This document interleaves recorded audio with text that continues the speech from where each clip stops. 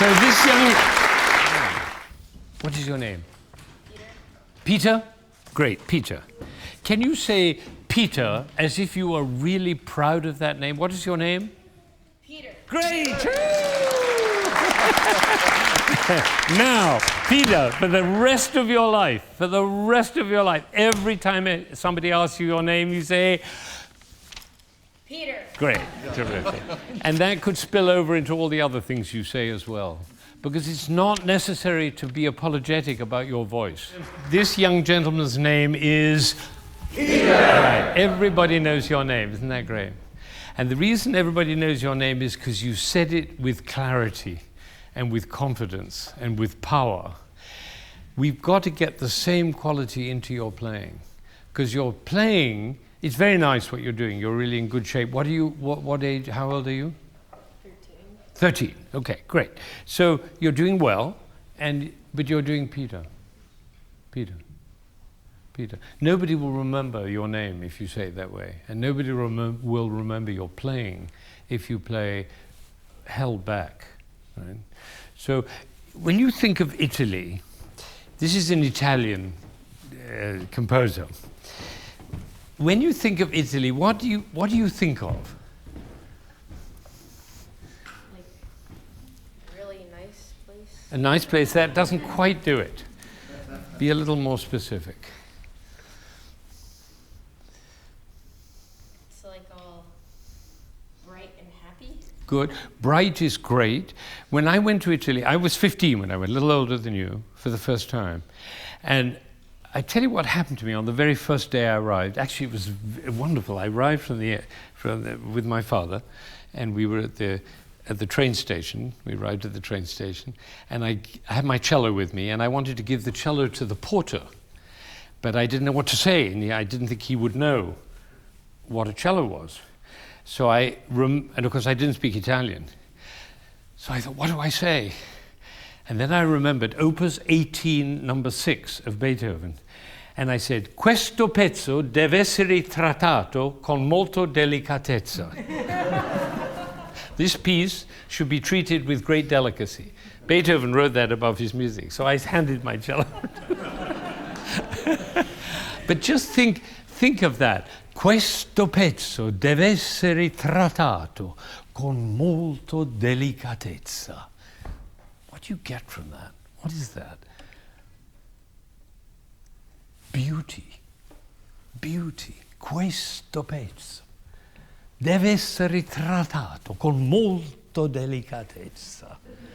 Beauty. Then my father took me. Actually, the first thing that happened, we went to the pensione, and there was a young woman and a young man there, and they made me take my cello out and play for them. They were the porter and the chambermaid. And then they sang. They sang to me to welcome me. Have you ever heard of that? Marriott? They sing to you. So that was the first thing. And the second thing that happened, I think this was the third thing now, my father took me on a walk, and I may have been the first person who'd ever gone to Florence not having seen a picture of the Duomo. I went there for my teacher. I didn't care what was there. And my father took me on a walk, and down a street, and then another street, and then, whoosh, the Duomo, the cathedral in Florence. The beauty of this thing. I still remember, it was like an explosion of beauty. And my whole time in Italy was an explosion of beauty. One thing, sunshine, warmth, open-heartedness, and song. That's Italy.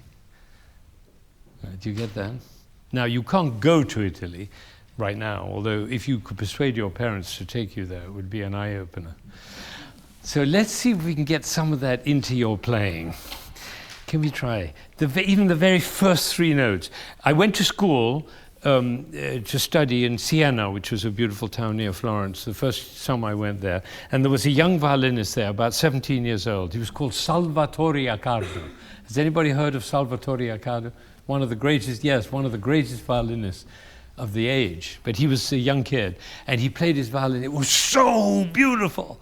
That's all it was. And this music is not very deep. I mean, it doesn't have any profound things to say. It's not like Mahler, you know. Beethoven. It's just beauty. So see if we can make that beautiful. Just make that, just play home a chord and then he'll start. Right. That's just like an invitation, like welcome. I do it again.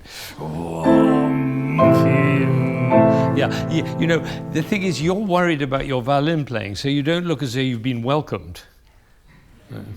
She does this, look, she does, and you say, thank you. Right, that's what those chords are. Right? You don't need this. Do you need this? No, not really. All right, okay.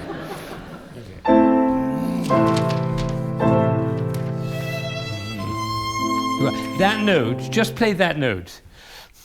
Right, and go on playing it and playing it. Till you find the most beautiful sound. More sound. Yes, more sound, more vibrato.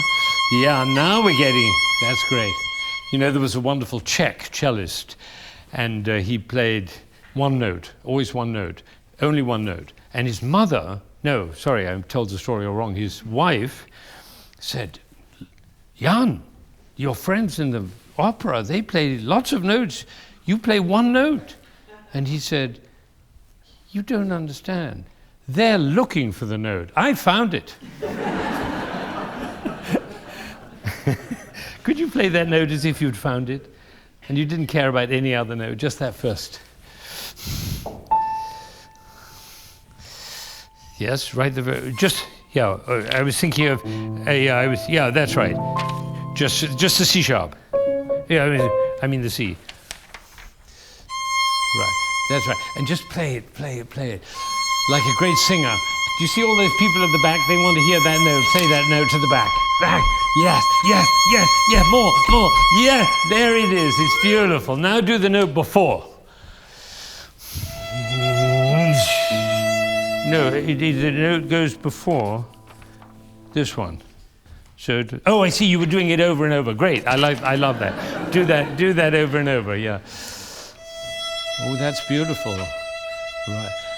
Beautiful.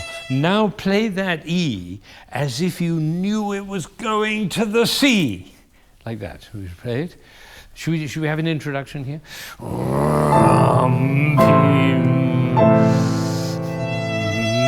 Yeah, if I were you,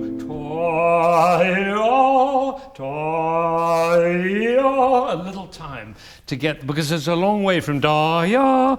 If you went da, da, that wouldn't take any time. Da, da, da, da, da, e, da, dee, da, ya. That's a huge distance, isn't it?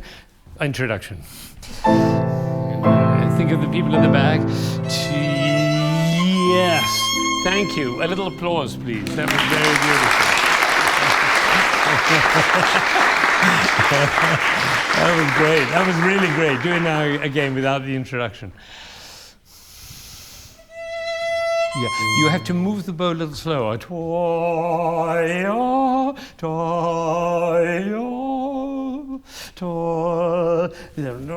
bow. Oh no! Don't stay steady. Stay steady. Yeah, that's right.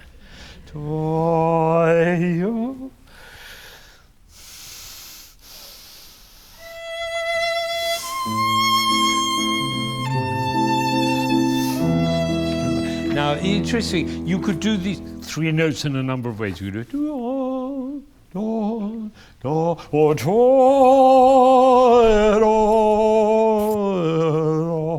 You could do one or other of those. Or you could separate them. Which would you like to do? Second way? Which way? The second way. Second way is sung, right? So,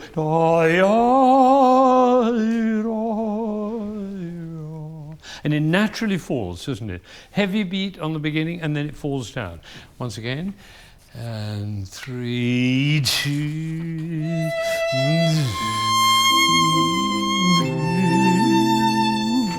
Beautiful.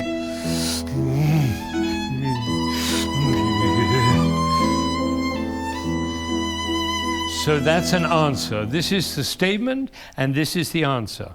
Now, in Italian opera houses, the orchestra will be very free, because that's the way they're trained. So I'm going to suggest, if you just get up here, so when you get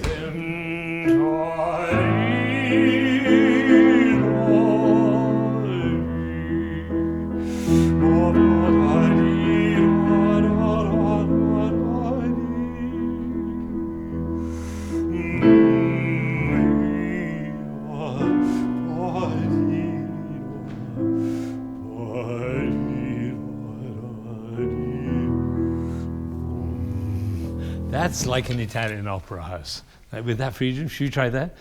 So you don't need to be stuck by the metronome. 1, 2, 3.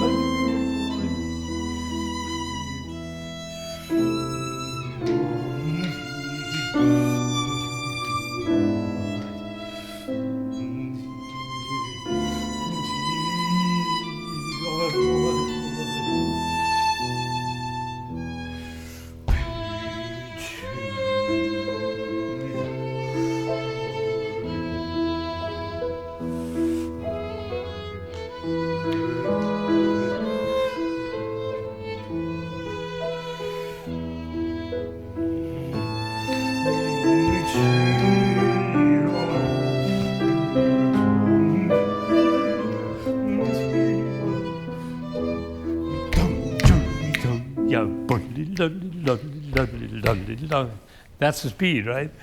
Great, that's better. It's better. And I think you're getting more interested in the beauty of the music than you were. It's like saying Peter, and everybody remembers it. Right? Everybody will remember that, the way you're playing it.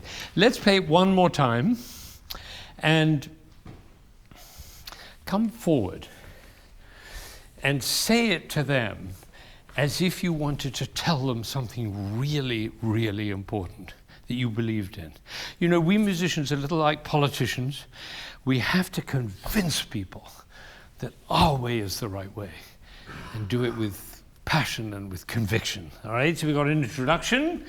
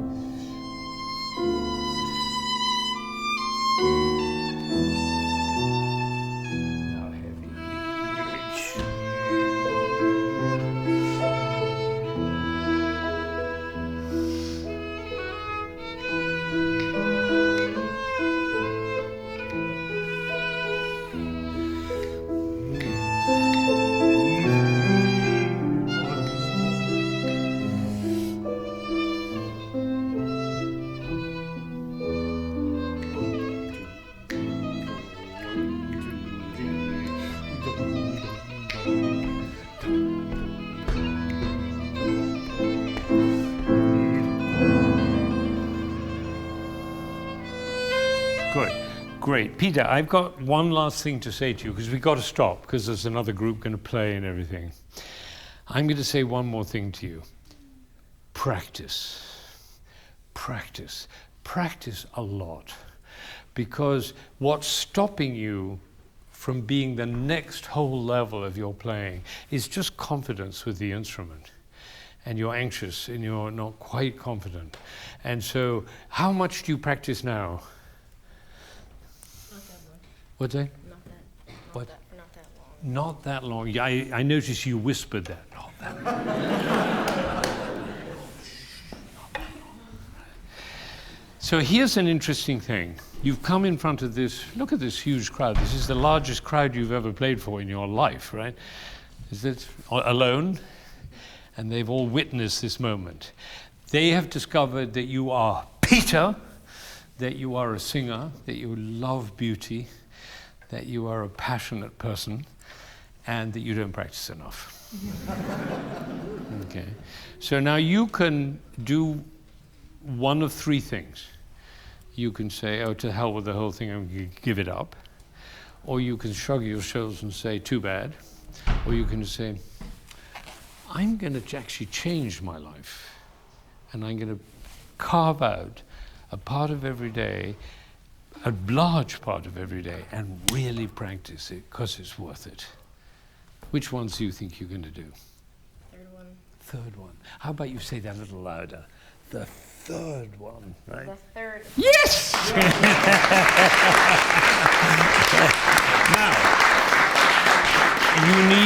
you need a companion and a coach to help you with this, because the distractions in life are enormous. Television and football and all the stuff that you love to do. Friends and email and Facebook and all that stuff. So you need somebody to help you. Do you have somebody in your life who can be a coach and a companion, like a parent? Yeah, could you enroll your mother, for instance, in helping you? Not saying, Peter, go and practice, but Peter, do you remember what it feels like to play for a lot of people and play really well? Let's go and practice. I had a father who did that for me, and it was great. He came home from the office, he was probably very tired. He never brought his briefcase. You know, in all the years that I was growing up, I never saw my father with a briefcase. He left that at the office. When he came home, he was available to us. And the first thing he did was he would practice with me. And it was amazing. I'm so grateful to him, because I think if he hadn't done that, I probably wouldn't have done it. Probably would. I loved to play soccer, football. And so I would go out and play football. But then I would always come back to practice with my father. And practice with my father, and practice with my father, and practice.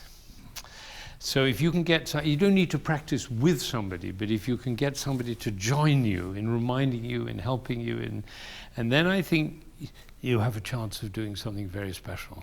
Otherwise you'll be one of those people I meet all the time. Oh, I used to play the violin. You know, don't be one of those people. I used to play the violin. Well done, you're great, and you're brave to stand up in front of everybody and play, and actually transform in front of their eyes. That's exciting, isn't it? Well done.